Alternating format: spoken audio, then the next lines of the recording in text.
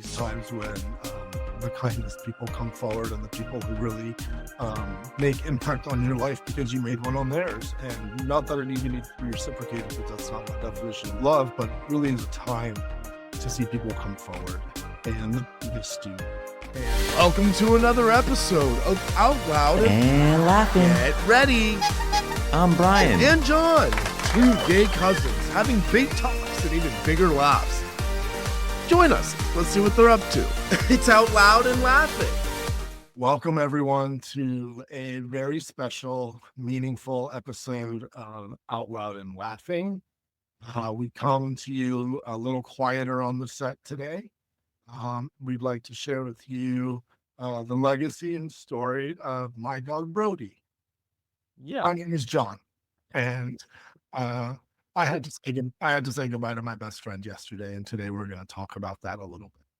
Yes, we're going to do a little bit of a bonus episode to kind of give a little bit of legacy and memorialize our good friend Brody, who was just too sick and in too much pain. And so John had to make the hard decision to bring his dog over the rainbow to our other pets who we were fondly texting about yesterday. So we know that Brody's not alone, but John has definitely had to make a hard decision, and it probably has been the hardest 48 hours of his life. Yeah. And if you're new to this podcast, that's Bryan. Bryan saying. Oh, yeah. Hi. Sorry. I'm Bryan. I'm Out Loud. We're just not laughing today. Yes, thank you, Out Loud. I am not laughing. I am crying today. Really quickly to bring everybody up to speed. Brody, which, I don't know if you know this, Bryan, but Brody's full name was, are you ready? Broderick. Well, there's that's his full first. Okay, there's more. Got it. The full name was Broderick Diego Yerba Buena Center for the Performing Arts Ruiz. That sticks. And there were times when he would do things that weren't very favorable. And these are like the extraordinary times when he would do something unfavorable, where I would go, motherfucking Brody, Diego Yerba Buena Center for the, like, Ruiz. It was just one of those things where it was just funny to me. But it was because one day I was walking from work to my apartment in San Francisco, and I was passing the Yerba Buena Center for the Performing Arts. So it's just stupid in its stuff. But yeah, Brody, just to give you a little bit of bring you up to speed, Brody is a French Bulldog. And if you're not aware, and I'm sure many of you are, French Bulldogs can be, predisposed to dispositions of the spine and the muscular system. And the skeletal system.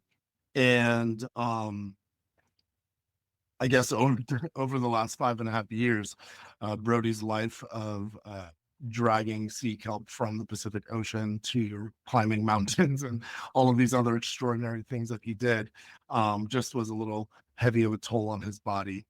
And so with that, his right side started to give out. It started with his back leg.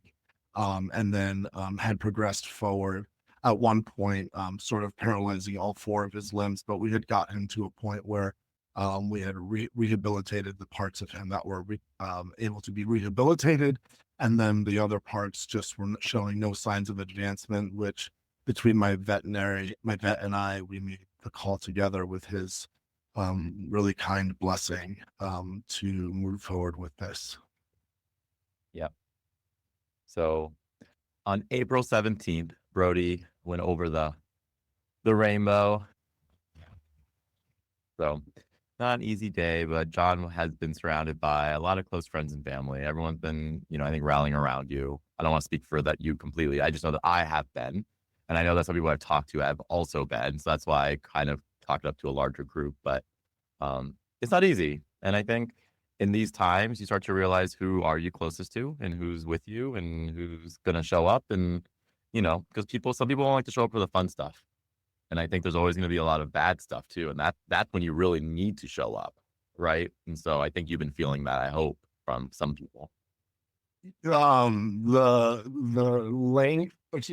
distance that Brody's and mine's story has gone has only reflected back some really beautiful acts of love and words of validation and kindness and warmth and comfort.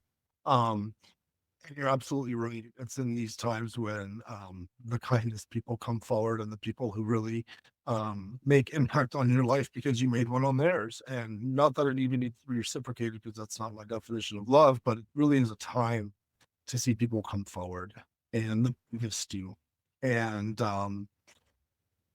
uh, it's been unbelievable to feel. It's been overwhelming. It's been, really awesome experience in regards to having that and allowing that in, right? Like being in the right headspace to sort of move through this responsibly. And what I mean by that is for myself, allowing myself to grieve healthily, allowing myself to have the moments. I've been explaining it to people, Bryan, like it comes on like a sneeze.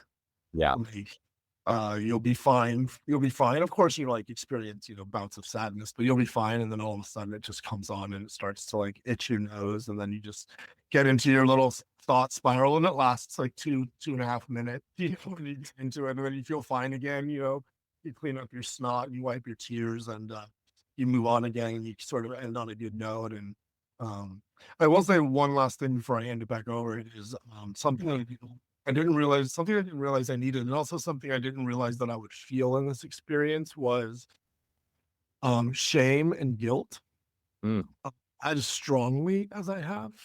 Um, there was a lot of shame around people thinking that like I put Brody down because I couldn't handle it or I didn't try hard enough. Um, yeah. but everybody has shown up and without me even asking and sort of on their own behalf, like just mention it to some degree or another. What you did was right for Brody. And like just hearing that is helpful for me. That's the hardest part. And I didn't expect that to like come forward as strongly in this experience as it has. I thought it would be more based in missing him, which is obviously duh. But but I do, I want to give you sort of a springboard here to sort of like dovetail if you want to go this route. Because everyone, this is a real time life right now. Like this is like being between a phone call between Bryan and I, because this is how we talk. This is what we were trying to talk about anyway. But um, there have been some really cool things happening since Brody's passed. That I want to kind of tell you about if you're interested. Yeah. No, I would love it. I think, just to quickly, like, John had to go through this experience. Again, I couldn't be with him in person, as much as I love flying down there and surprising him. This time I couldn't. Walk through the door. No, I'm just, Uh, I do want to tell you, you have been unbelievable, and you've been more than there for me. You've checked in every hour on the hour. You even like, I don't know how you do these things, but because you're magic. But yesterday afternoon after Brody passed, there was already a token of Brody's remembrance on my door from Bryan and Adam and his family. It's just, you've been there. Don't sell yourself short. I appreciate you. no, of course, and we'll always be there. I think, in texting with John, one of the things that he had mentioned yesterday was like, "Am I going to be okay?" And I said, like, everything's going to be okay, but you don't have to be okay right now. And so I think you're going through the motions, and I think you're allowed to go through the motions. And it saddens me that there's any sort of shame out there. If anyone's saying anything or anyone's having an opinion, I chalk it up to like being a parent when I'm doing something and a stranger walks on the street and gives you their opinion, and you're just like, you have no idea. And you don't even know how much heavier you're making this. So I'm sorry you're dealing with that too, because you should only be crying because of his life, not because of any decisions that you felt. You shouldn't be questioning it because you did everything. I can speak for John, and John explored everything. Frenchies are hard. The one thing that, as much as John and I are alike, we also both have Frenchies. So I also have one, and very aware. They're a very different breed. They're the probably most loving breed. We also found the two best of the breed for sure. But We may be biased. but they're hard. And Piper also has medical issues. And so it's just we're just doing what we can, and to make sure that these beings live on this earth and are super comfortable, but making the really hard call in the moment to say, am I keeping this animal alive for me? Or is this animal in so much pain that I just need to let them go? Because our animals will fight to the death to stay with us. They will be in the most pain. And so, you know, John had to make that decision, and he made the right decision, as hard as it was. So, Yeah, and you touched on something that I'm going to remind you and sort of tell our viewers as well at the same time that Brody's vet. I was so fortunate that Brody's vet is very important to me in terms of he's connected directly to my friend group. yeah, My best friend is her cousin, who is like basically our third leg here in my area here. Her husband is Brody's vet, and so over the course of the last year and a half that he's been his doctor, we've created a genuine bond between Brody and him as his provider, but also outside of that, Brody would see his vet at like New Year's Eve parties and probably be like, what's going on? Like this, no, like I do not want any shots. I'm here to like kind of just like steal food from people. Like this is not cool, Dad. I wonder if you ever put those pieces together. Probably you, Brody. right. I mean, that's just a funny narrative on my end, but all to say is that having his support, and he mentioned about keeping him comfortable. It was like, as much as you don't want to carry him around for the rest of his life, he probably doesn't want to be carried around. Yeah. Brody's spirit was so bright. Brody's spirit was so energetic and charismatic. Brody was running and jumping, like I mentioned earlier. And while we did our best to sort of limit that behavior, you couldn't, because it was Brody. It was Yeah. Brody. So, like, the other thing that I've been saying before I hand it back over, I feel like I'm talking a lot, but I just miss him. But one of the things I've just been saying is that, you know, uh, is he going to live? Was he going to be like this docile, dormant animal indoors for me? Or was he going to just live hard and fast and amazingly and do all of these great things? And that was his journey. And I accept it. And then we could even talk about how he was the perfect bookend for where I started as on my personal evolution to where I am today. And he's taking me through all of that as well. Yeah. No, I mean, I agree. Brody and Piper they're the same breed, but very different in that, like, Piper's a house cat, basically, and we do carry her around everywhere. She won't even go on a walk. Um, Whereas Brody, you open the door and he's off to the races, and he was a jumper and very energetic. And so he just wore out his body faster, right? And Yeah. so he instead of having a 12-year life, he had all of his fun in 6, and he definitely did, right? So, but yeah, but I think it was interesting because I think we could talk about what Brody has meant to you from like your journey standpoint, because I think animals come into our lives at the right time. And then I also think, you and I were texting a little bit about it too, like signs. Yes, And like, that's what I talked about earlier. Yeah. so like, even though people pass and animals pass, John and I very much believe are on like energy and spirit. We don't want to dovetail into religion. That's a very different topic, but from a spirituality standpoint and like an energy standpoint, I definitely believe in that power. And so John is already starting to see some things, which is very interesting. So yesterday, I think I shared with you already. Just for really quick context, the night before, the day that I had to make the decision, that evening, my best friend came over to console me and for us to just be together. She knew that I just needed to be with somebody. One of the questions she asked me during that time was, which was a very great question, actually. She said, if Brody came back as an animal to like come visit you, like what animal would that be? Mhm. And there wasn't even a question. It like flashed right into my head, and it's nothing obvious, I don't think, but it was a mourning dove, because in Sonoma, there was 2 mourning doves that would nest every spring underneath our pergola.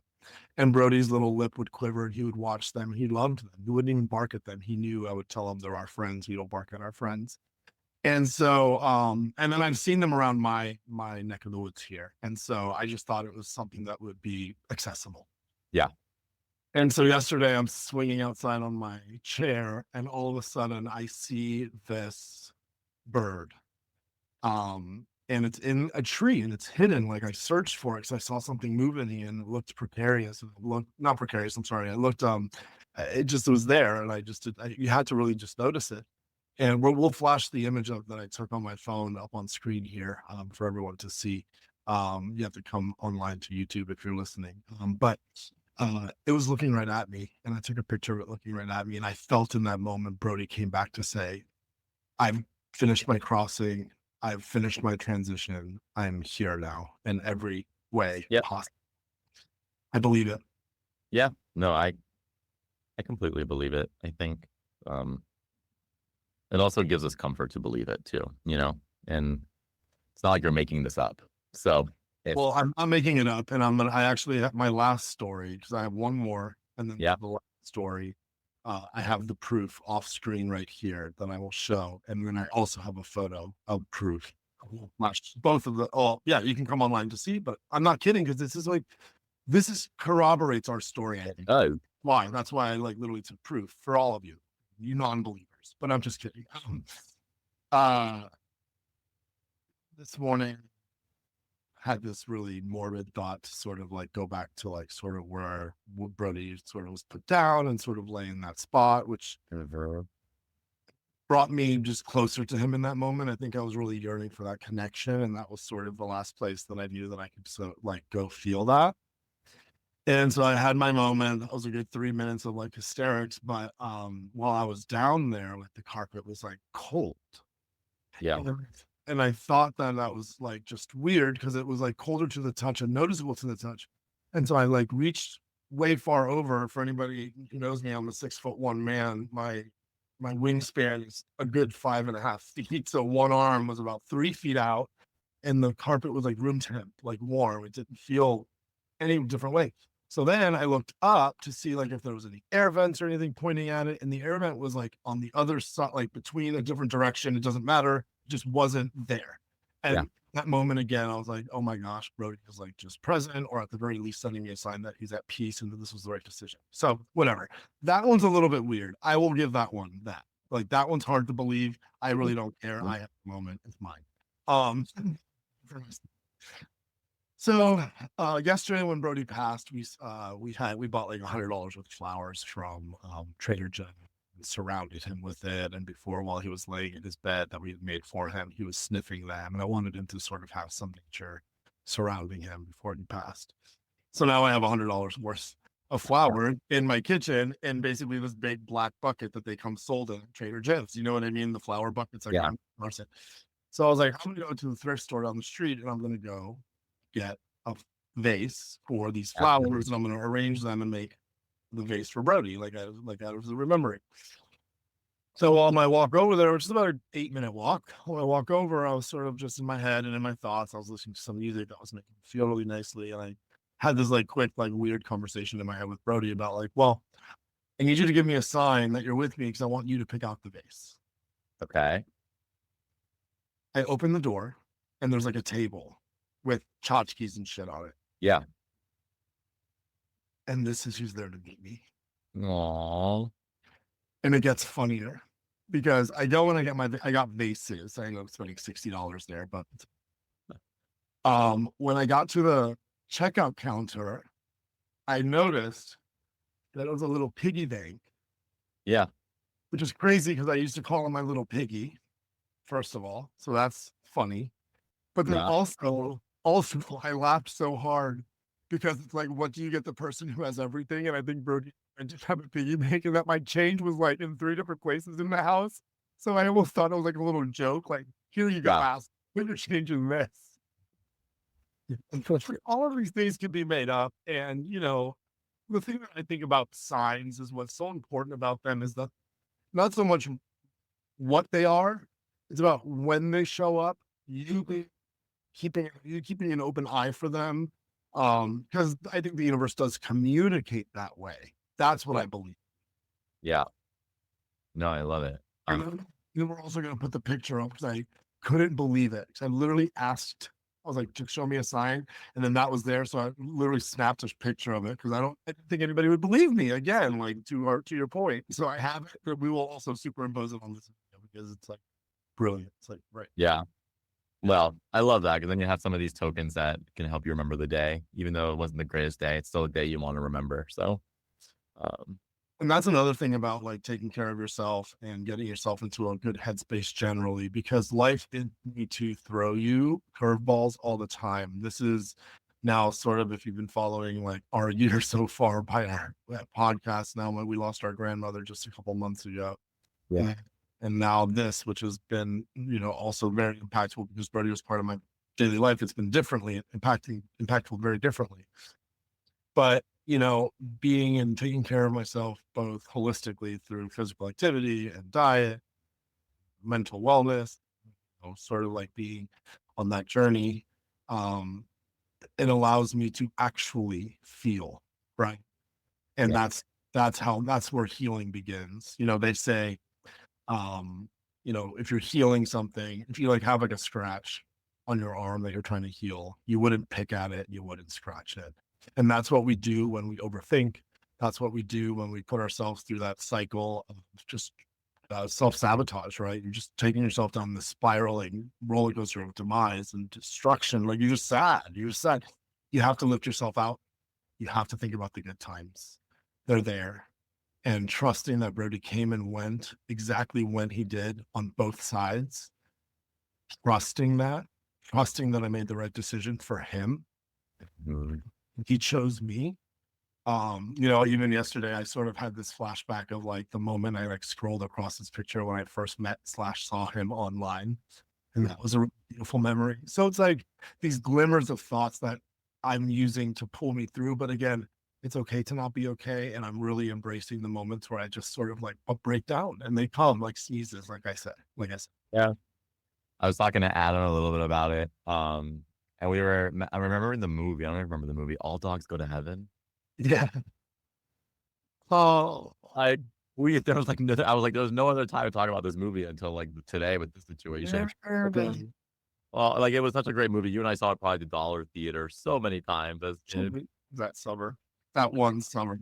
Right. But Don and I in total have lost a good handful of animals, like 6 to 7, maybe more.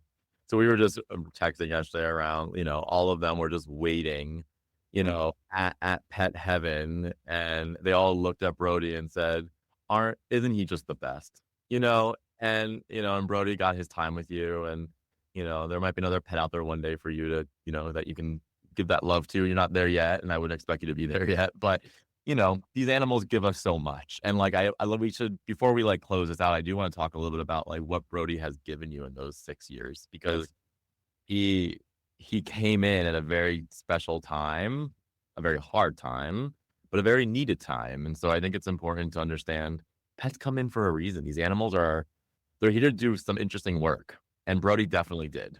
Yeah. Yeah. He saw me at my worst. And I think my favorite part of the story, he saw me at my best. Yeah. That's awesome. Like that is something I'm actually proud of. That is something that that brings me joy. That's something that brings me ease and allows you like sort of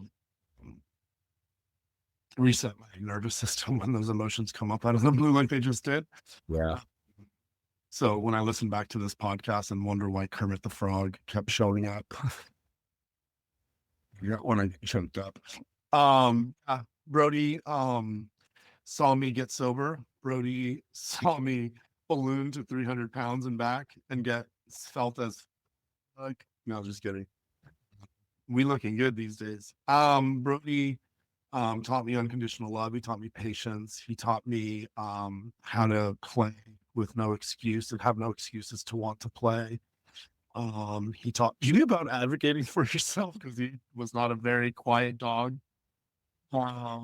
He just stayed by my side. And, for everybody out there who hasn't already grabbed a box of tissues, grab them now because, during the final moments and throughout Brody's life. I'm going to share this last thing and this is how we'll say goodbye. Yeah. So every night before bed, wherever he was, because he would either fall asleep between my legs or at the edge of the bed, depending on what happened that day or how he was feeling. I would always say, "I love you forever, Brody."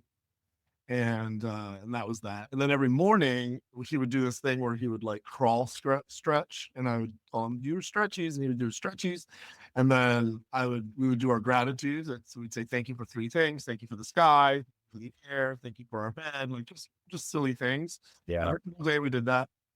Even back when I was living with my ex, we would do things like that, and but I carried it over. And then so yesterday when I was saying goodbye, we did our gratitudes, we did our good nights. Yeah. But I said, "I love you forever," and I will. Yeah. So with that, I think we can send everybody off, guys. It's just a beautiful story. I'm just really so happy to have been his dad. Yeah. And he was very lucky to have you. So, well, we appreciate everyone listening to our little bonus episode, but we wanted to give it to you in real time because we're an open book and this is real. So we want to share it. And if you've heard my phone blowing up in the background, it's just a testament to the people who are continuously in real time showing up. So that's what community is all about, and we hope we can be that for you. We'll show up. Thanks, everyone. We'll chat soon. Bye. Bye.